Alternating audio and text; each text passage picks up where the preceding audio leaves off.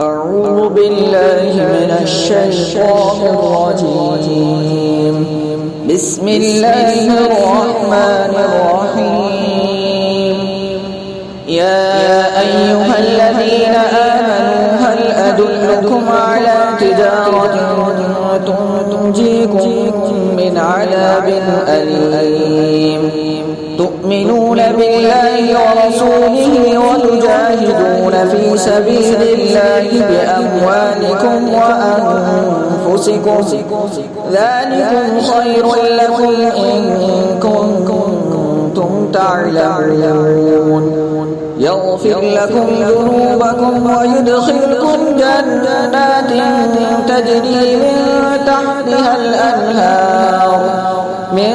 تحتها الأنهار ومساكن طيبة في جنات عدن ذلك الفوز العظيم وأخرى تحبونها نصر من الله وفتح قريب وبشر المؤمنين. حضرات ناظرین صفحہ آن لائن، السلام علیکم ورحمۃ اللہ وبرکاتہ. میں سب سے پہلے انشاءاللہ پڑھی گئی تلاوت کی گئی آیات کا ترجمہ پیش کروں گا اور پھر اس کے بعد اس کی تشریح پیش کی جائے گی. آپ کے سامنے جو آیات تلاوت کی گئی ہیں وہ سورۃ الصف سے ہیں اور یہ آیات 10 تا 13 ہیں. ان کا ترجمہ ہوگا: اے لوگو جو ایمان لائے ہو، میں بتاؤں تم کو تجارت جو تمہیں عذاب علیم سے بچا دے. ایمان لانے والو، اللہ اور اس کے رسول پر ایمان لاؤ اور جہاد کرو اللہ کی راہ میں اپنے مالوں سے اور اپنی جانوں سے. یہی تمہارے لیے بہتر ہے اگر تم جانو. اللہ تمہارے گناہ معاف کر دے گا اور تم کو اپنے ایسے باغوں میں داخل کرے گا جس کے نیچے نہریں بہہ رہی ہوں گی، اور ابدی قیام گاہ کی جنتوں میں بہترین قیام گاہ عطا فرمائے گا. یہ ہے بڑی کامیابی. دوسری چیز جو تم چاہتے ہو وہ بھی تمہیں دے گا، اللہ کی طرف سے نصرت اور قریب ہی میں حاصل ہونے والی فتح. اے نبی، اہل ایمان کو اس کی بشارت دے دو. حضرات، جیسا کہ میں نے عرض کیا کہ یہ سورۃ الصف کی 4 آیتیں ہیں جو آپ کے سامنے تلاوت کی گئی ہیں اور جن کا ترجمہ پیش کیا گیا ہے. آپ حضرات اس بات کو اچھی طرح جانتے ہیں، جو لوگ درس قرآن کو مستقل سن رہے ہیں، اس کی وضاحت ہوتی رہی ہے کہ اللہ تعالیٰ جب اہل ایمان کو مخاطب کرتا ہے تو اس کا مطلب یہ ہوتا ہے کہ پانی کہیں نہ کہیں مر رہا ہے. ایمان لانے والوں میں بے شک بڑی عظیم شخصیات تھیں جو قربانیاں دے رہی تھیں، لیکن اسی میں نئے ایمان لانے والے تھے جو ابھی اپنی مفادات اور اپنی ضروریات کے تحت دائرہ اسلام میں داخل ہو گئے تھے. ایمان ان کے دلوں میں ابھی اچھی طرح رچا بسا نہیں تھا، یا ایمان کا جو مطالبہ ہے وہ ان کی طرف سے پورا نہیں ہو رہا تھا. ایسے مواقع پر اللہ تعالیٰ اہل ایمان کو مخاطب کرتے ہوئے فرماتا ہے: یا ایھا الذین آمنوا، اے وہ لوگوں جنہوں نے اقرار کیا ہے ایمان کا، جو ایمان والے ہو. یہاں اللہ تعالیٰ نے اہل ایمان کو مخاطب کرتے ہوئے تجارت اور کاروبار کی طرف متوجہ کیا ہے۔ انسان کاروبار کرتا ہے تو وہ اپنا سرمایہ بھی لگاتا ہے اور اپنا وقت بھی لگاتا ہے اور اس میں محنت بھرپور کرتا ہے، اور اللہ تعالیٰ نے جو دل و دماغ اور ذہانت اور صلاحیتیں دی ہیں ان کا اچھی طرح استعمال کرتا ہے اور اسے کھپاتا ہے تاکہ اس کو نفع حاصل ہو، اس کا کاروبار ترقی کرے اور وہ ایک کامیاب تاجر کی حیثیت سے جانا اور پہچانا جائے۔ ایک کاروبار کے لیے جس کا فائدہ عارضی ہے، اس دنیا میں ہے، اس کے لیے انسان یہ تمام وسائل و ذرائع استعمال کرتا ہے۔ اسی حوالے سے اللہ تعالیٰ نے ہم سب لوگوں کو مخاطب کرتے ہوئے فرمایا ہے حضرات کہ اپنے اندر حقیقی ایمان پیدا کرو۔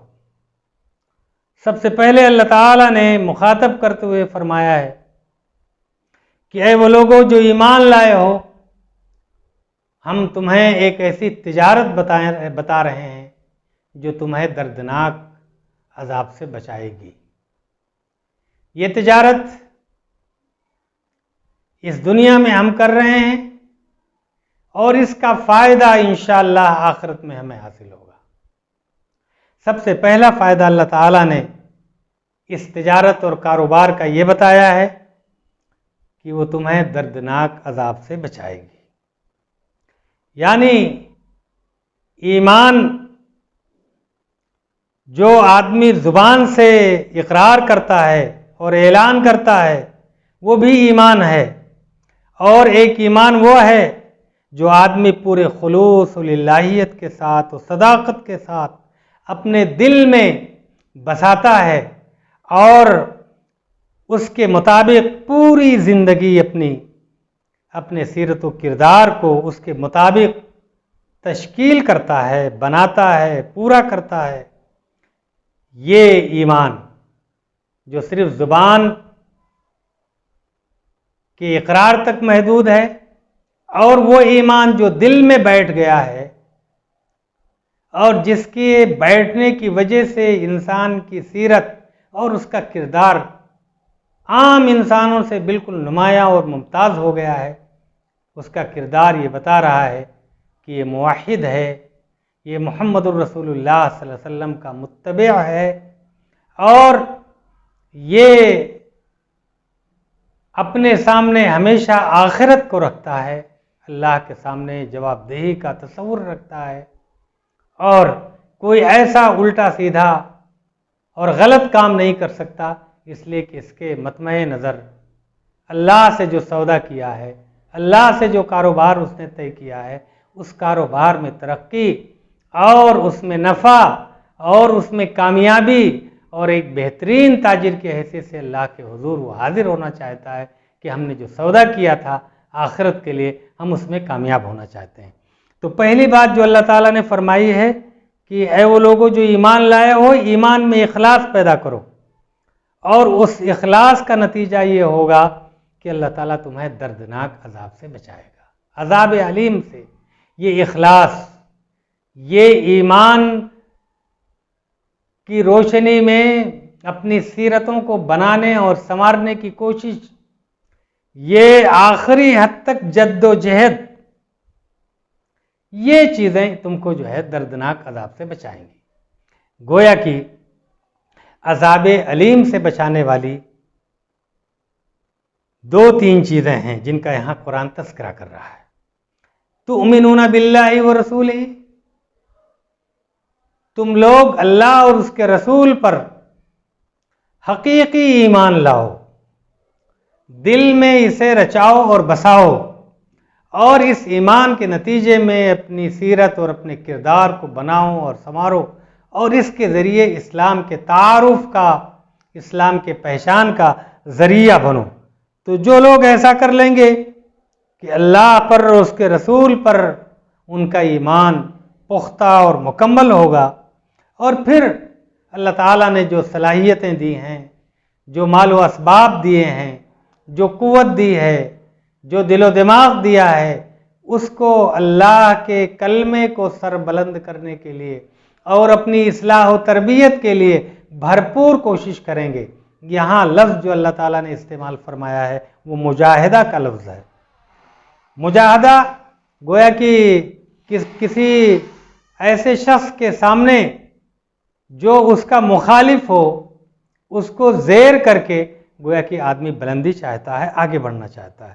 تو تجاہدون فی سبیل اللہ، اللہ کے راستے میں شیطان کو، نفس کو، بہت ساری رکاوٹیں، گھر اور ماحول کو، سب کو ٹھکراتے ہوئے اللہ سے جو ہم نے تجارت کی ہے اس تجارت میں ہم آگے بڑھیں۔ تو اللہ کے راستے میں گویا کہ بھرپور ہمیں کوشش کرنی ہے۔ یہاں لفظ اللہ تعالیٰ نے مجاہدہ کا جو استعمال کیا ہے وہ خالص جد و جہد اور آخری درجے کی کوشش کے مفہوم میں ہے۔ قرآن کریم میں دو الفاظ استعمال ہوتے ہیں، ایک مجاہدہ کا لفظ یہاں استعمال ہوا ہے، دوسری جگہوں پر قتال کا لفظ استعمال ہوا ہے۔ قتال اپنے اندر محدود مفہوم رکھتا ہے، وہ جنگ اور گویا کہ مخالف اور اسلام دشمن عناصر کا قلع قما کرنے کے لیے ان سے جہاد کرنا، ان سے قتال کرنا، یہ مطلوب ہوتا ہے قتال میں۔ لیکن مجاہدہ میں بڑی وسعت ہے، یہ گویا کہ اپنی ذات سے شروع ہو کر کے، اپنے گھر سے شروع ہو کر کے، ماحول اور معاشرے سے شروع ہو کر، اقتدار وقت سے شروع ہو کر کے، اور پھر آخری مرحلہ نفس کو اللہ کے راستے میں، جان کو اللہ کے راستے میں قربان کر دینے تک پہنچتا ہے۔ تو یہاں تجاہدون گویا کہ پورے وجود کے ساتھ اللہ کے دین کی سربلندی کے لیے کوشش کرنے کا مفہوم شامل ہے۔ چنانچہ وضاحت کے طور پر اللہ تعالیٰ نے آگے جو فرمایا ہے کہ یہ جد و جہد تمہیں اپنے مال کے بھی ذریعے کرنی ہے، یہ دولت جو تم کما رہے ہو، اور اپنے جان اور اپنے نفس کے ذریعے بھی کرنا ہے، یہ تمہارے لیے بہت بہتر ہے، بہت اچھا ہے۔ اگر تم تھوڑا بھی اس پر سوچو، تھوڑا سا بھی غور فکر کرو، اس کا فائدہ کیا ہوگا؟ فائدہ اللہ تعالیٰ نے فرمایا یغفر لکم ذنوبکم، اللہ تعالیٰ تمہارے گناہوں کو معاف کر دے گا۔ بڑے سے بڑا انسان، بڑے سے بڑا ولی اور عالم یہ دعویٰ نہیں کر سکتا ہے کہ ہم سے کوئی غلطی نہیں ہوتی ہے۔ غلطی سب سے ہو سکتی ہے، شعوری اور غیر شعوری طور پر۔ غیر شعوری طور پر غلطیاں ہوتی رہتی ہیں، اسی وجہ سے استغفار کا حکم دیا گیا ہے۔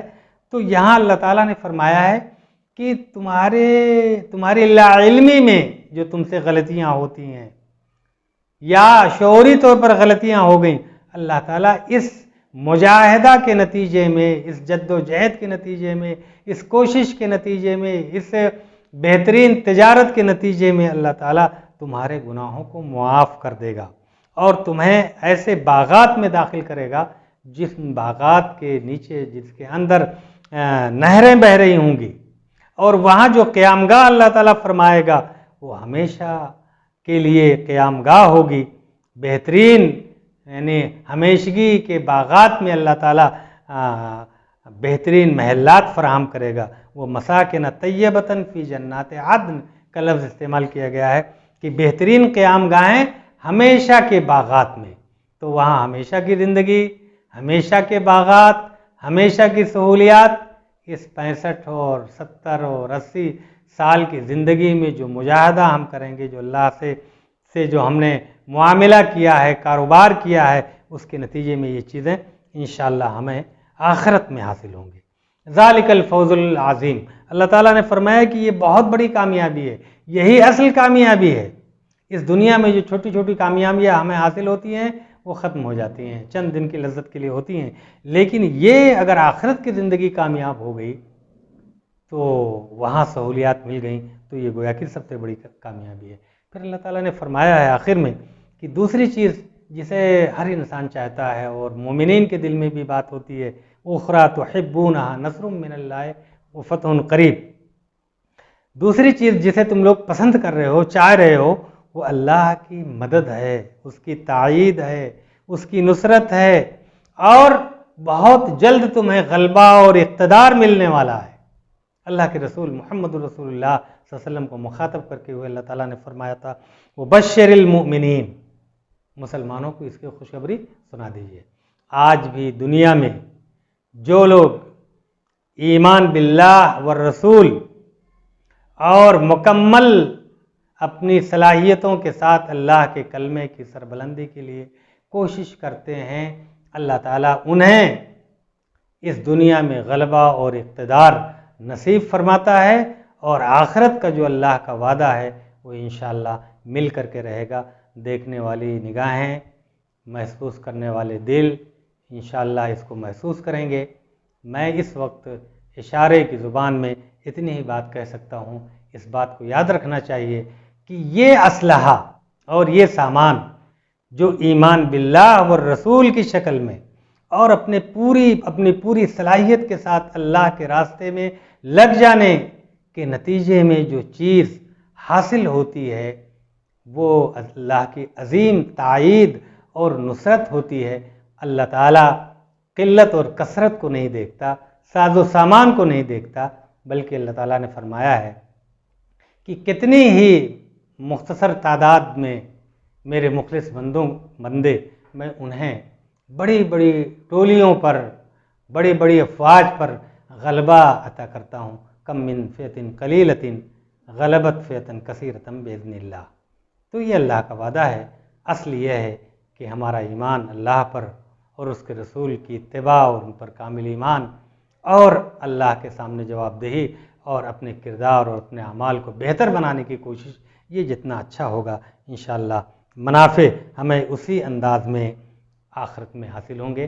آج کے درس میں ہم نے آپ کے سامنے بات بتانے کی کوشش کی ہے کہ یہ تجارت جس کی طرف اللہ تعالیٰ نے ہمیں متوجہ کیا ہے، ہمیں دعوت دی ہے، اس کے 4 بڑے بڑے فائدے ہیں۔ ایک یہ کہ اللہ تعالیٰ ہمیں عذاب علیم سے بچائے گا، نجات دے گا، اور آخرت میں جو سزائیں ہیں جس کو پڑھ کر کے سن کر کے روکٹے کھڑے ہو جاتے ہیں اس سے ہم محفوظ رہیں گے۔ اللہ جو ہے ہمارے قصور کو معاف کرے گا، ہماری غلطیوں کو، ہمارے گناہوں کو معاف فرمائے گا۔ تیسرے نمبر پر ہم نے بتایا کہ اللہ تعالیٰ ہمیشگی کے باغات اور اس میں شاندار محلات عطا فرمائے گا۔ یہ اللہ کی عظیم نعمتیں ہیں جو ہمارا انتظار کر رہی ہیں۔ اور چوتھی چیز ہم نے بتائی کہ ایمان اور اس کی روشنی میں کردار کو بنانے اور سنوارنے کی کوشش اور اللہ کے راستے میں جدوجہد کے نتیجے میں چوتھی چیز جو ہمیں حاصل ہوگی وہ اللہ کی تائید اور اس کی نصرت، اور اس دنیا میں بھی کامیابی اور آخرت میں بھی کامیابی۔ اللہ تعالیٰ مجھے اور آپ سب حضرات کو اس کی توفیق عطا فرمائے۔